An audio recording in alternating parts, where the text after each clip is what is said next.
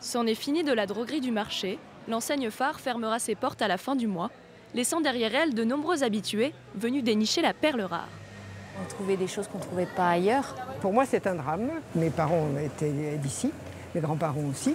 Et en fait, cette droguerie a toujours existé et moi, je suis pour les magasins de centre-ville. La droguerie laisse aussi derrière elle un siècle d'histoire. Le commerce est le plus vieux depuis la Révolution française à être recensé dans les archives de Claude Aubineau. Ancien hôtelier rochelais, il est la mémoire vivante des commerçants du centre-ville. J'ai actuellement 50 880 fiches.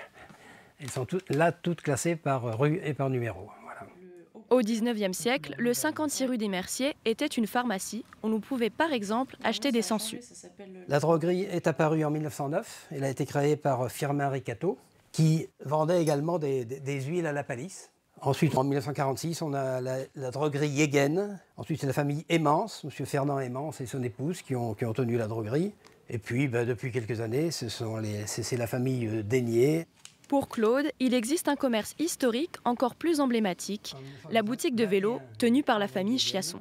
C'est la même famille qui a tenu ce magasin depuis 1910. Le commerce de quartier a ouvert un an après la droguerie, un 25 décembre. Et 4 générations plus tard, la passion est toujours là.